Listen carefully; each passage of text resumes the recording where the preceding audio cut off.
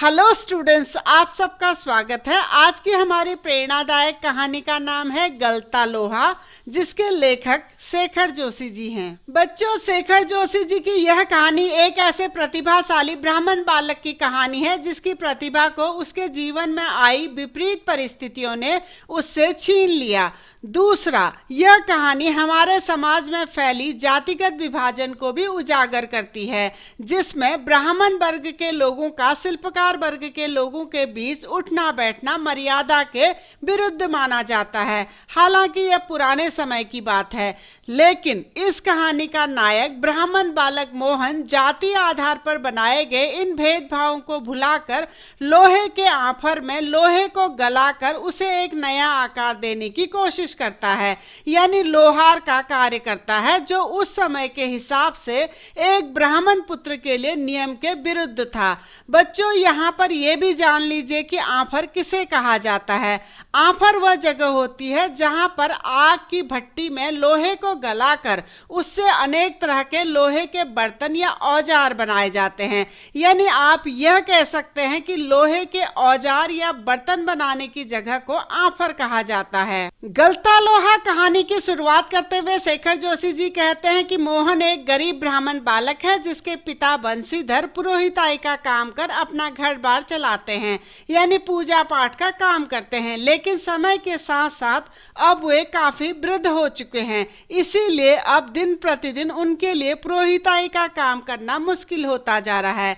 एक दिन बंशीधर जी को गणनाथ जाकर अपने यजमान चंद्रदत्त जी के लिए रुद्री पाठ यानी भोले शंकर की आराधना करनी थी, लेकिन वहां पहुंचने के लिए 2 मील की सीधी यानी खड़ी चढ़ाई चढ़नी पड़ती थी, जो इस अवस्था में बंशीधर जी के बस की बात नहीं थी। लेकिन पुराने यजमान होने की वजह से वे उन्हें मना भी नहीं कर पा रहे थे, इसीलिए वे इस उम्मीद से मोहन को यह बात बताते हैं कि शायद वह जाकर चंद्रदत्त जी के यहाँ रुद्री पाठ कर आए। लेकिन मोहन को इस तरह के पूजा पाठ व अनुष्ठान करने का कोई अनुभव नहीं था, इसीलिए उसने अपने पिता को कोई जवाब नहीं दिया और अपनी हंसुआ उठाकर खेतों के किनारे उगाई कांटेदार झाड़ियों को काटने के लिए घर से निकल पड़ा। बच्चों, हंसुआ एक तरह का औजार होता है जो फसल या घास काटने के काम आता है, जिसे दरांती भी कहा जाता है। लेकिन तभी उसकी नजर दरांती की धार पर पड़ी जो लगभग खत्म हो चुकी थी। दरांती में धार लगाने के उद्देश्य से वह अपने स्कूल के दोस्त धनराम के आफर में पहुंच गया। धनराम उस समय अपने आफर में लोहे के औजार बनाने में व्यस्त था। मोहन वहीं एक कनस्तर में बैठकर धनराम को काम करते हुए ध्यान से देखने लगा। चूंकि बचपन में दोनों एक ही स्कूल में पढ़ते थे और मास्टर त्रिलोक सिंह दोनों को ही पढ़ाते थे, इसीलिए मोहन ने धनराम से मास्टर त्रिलोक सिंह के बारे में पूछ लिया। धनराम ने मोहन को मास्टर त्रिलोक सिंह के गुजर जाने यानी उनकी मृत्यु हो जाने के बारे में बताया। इसके बाद दोनों दोस्त यानी धनराम और मोहन आफर में बैठकर ही पुरानी स्कूल की बातों को याद करने लगे। स्कूल के सभी बच्चे मास्टर त्रिलोक सिंह से बहुत डरते थे, लेकिन पूरी कक्षा में मोहन मास्टर जी का सबसे चहेता शिष्य था, क्योंकि वह पढ़ाई के साथ साथ हर चीज में अव्वल रहता था। इसीलिए मास्टर साहब ने उसे पूरे स्कूल का मॉनिटर बनाया हुआ था। मास्टर साहब को मोहन से बहुत उम्मीदें थी। वे अक्सर कहा करते थे कि यह लड़का एक दिन कुछ न कुछ बड़ा काम अवश्य करेगा, भले ही किसी सवाल का जवाब पूरी कक्षा में किसी बच्चे को ना आए, मगर मोहन उस सवाल का जवाब देकर मास्टर जी को संतुष्ट कर देता था।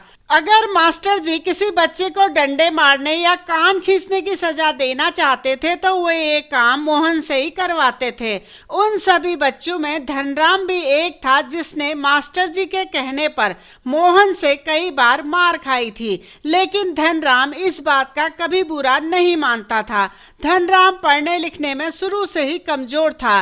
एक बार मास्टर जी ने उससे 13 का पहाड़ा यानी टेबल ऑफ 13 सुनाने को कहा, लेकिन वह उसे पूरा नहीं सुना पाया। इसके बाद मास्टर जी ने उसकी डंडे से खूब पिटाई की। स्कूल का नियम था जो मार खाता था उसको अपने लिए खुद ही डंडा लाना पड़ता था।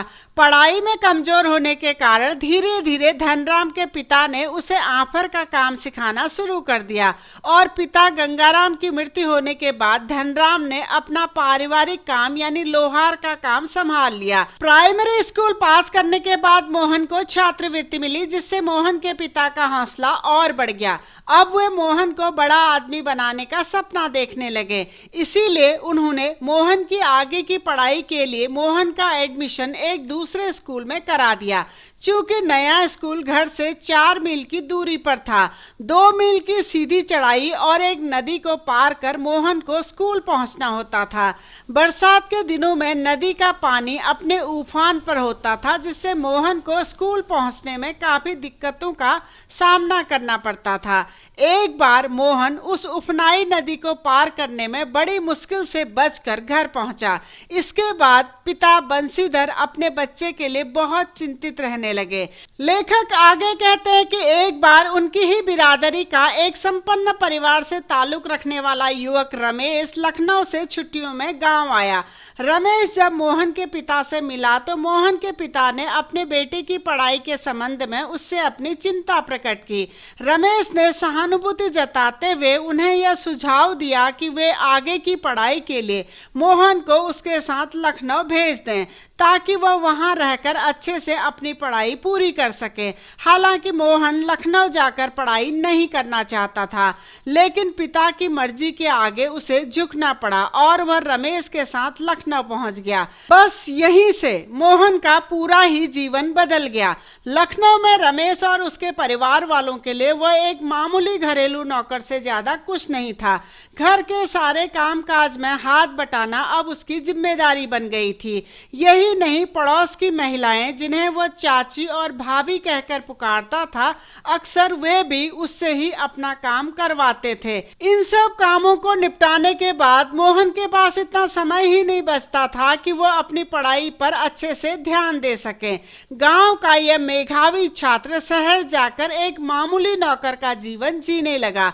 8वीं की पढ़ाई खत्म होने के बाद रमेश ने उसे आगे पढ़ाने के बजाय उसका एडमिशन एक तकनीकी स्कूल में करा दिया, जहां उसने 1.5 वर्ष तक पढ़ाई की। उसके बाद वह नौकरी के लिए फैक्ट्रियों व कारखानों के चक्कर लगाने लगा। इधर पंडित बंसीधर सोच रहे थे कि उनका बेटा एक न एक दिन बड़ा ऑफिसर बनकर घर वापस लौटेगा, लेकिन जब उन्हें सच्चाई का ज्ञान हुआ तो उन्हें अथाह दुख पहुंचा। एक दिन धनराम ने भी जब पंडित बंसीधर से बातों ही बातों में मोहन की नौकरी के बारे में पूछ लिया, तो उन्होंने झूठ बोलते हुए धनराम को कहा कि उसकी नियुक्ति सचिवालय में हो चुकी है, शीघ्र ही विभागीय परीक्षाएं देकर वह बड़े पद पर पहुंच जाएगा। धनराम ने उनकी इस बात पर सहज ही यकीन कर लिया। दोनों दोस्त मिलकर बहुत देर तक मास्टर त्रिलोक सिंह और स्कूल के अन्य साथियों के बारे में बात करते रहे। इस बीच धनराम ने मोहन की दरांती की धार को तेज कर उसे मोहन को सौंप दिया, लेकिन मोहन दरांती को पकड़कर काफी देर तक उसके पास ही बैठा रहा। ऐसा लग रहा था मानो जैसे उसे कहीं भी जाने की जल्दी नहीं है। सामान्यतया ग्रामीण क्षेत्र में ब्राह्मण जाति के लोगों का शिल्पकार जाति के लोगों के साथ बैठना उचित नहीं माना जाता है, लेकिन मोहन धनराम के पास काफी देर तक बैठकर उसके काम को ध्यान से देखता रहा। इस बीच धनराम लोहे की एक मोटी छड़ी को भट्टी में गलाकर उसे गोलाई देने की कोशिश करने लगा, लेकिन काफी प्रयास करने के बाद भी वह उस लोहे की छड़ी को उचित आकार में नहीं ढाल पा रहा था। मोहन काफी देर तक उसे काम करते हुए देखता रहा। फिर अचानक उसने अपना संकोच त्यागा और एक हाथ में धनराम के हाथ से लोहे की छड़ी लेकर दूसरे हाथ से उसमें हथौड़े से चोट करने लगा। बीच बीच में वह उस लोहे की छड़ी को भट्टी में गर्म भी करता, फिर उसमें चोट मारकर उसे गोलाई देने की कोशिश करने लगा। बहुत जल्दी ही मोहन ने उस छड़ी को गोल आकार में ढाल दिया। यह सब इतनी जल्दी में हुआ कि धनराम मोहन से कुछ कह न सका और मोहन को देखते ही रह गया। उसे बड़ा आश्चर्य हुआ कि एक पुरोहित खानदान का लड़का उसकी लोहे की भट्टी में बैठकर काम कर रहा था, लेकिन मोहन को तो जैसे इन बातों से कोई मतलब नहीं था। वह अपने बनाए हुए लोहे के छल्ले की बारीकी से जांच परख कर रहा था। तभी उसने ने धनराम की तरफ देखा जैसे वह उससे पूछना चाह रहा हो कि यह कैसा बना है। धनराम की आंखों में अपने लिए मौन प्रशंसा देखकर मोहन की आंखों में एक अजीब सी चमक छा गई, लेकिन उस चमक में न तो कोई प्रतिस्पर्धा थी और न ही हार जीत का भाव। तो बच्चों, ये था गलता लोहा कहानी का सारांश। उम्मीद है आपको समझ में आया होगा। इसी पाठ के सारांश को आप और विस्तार से देखना चाहते हैं तो आप हमारी वेबसाइट keepinspiringme.in में विजिट कर सकते हैं। डिस्क्रिप्शन में मैंने इसका लिंक दे दिया है। अगर आपको वीडियो पसंद आया हो, इंफॉर्मेटिव लगा हो, तो प्लीज चैनल को लाइक करें, सब्सक्राइब करें और आने वाली वीडियो की इंफॉर्मेशन के लिए बेल आइकन को दबा दीजिए। धन्यवाद।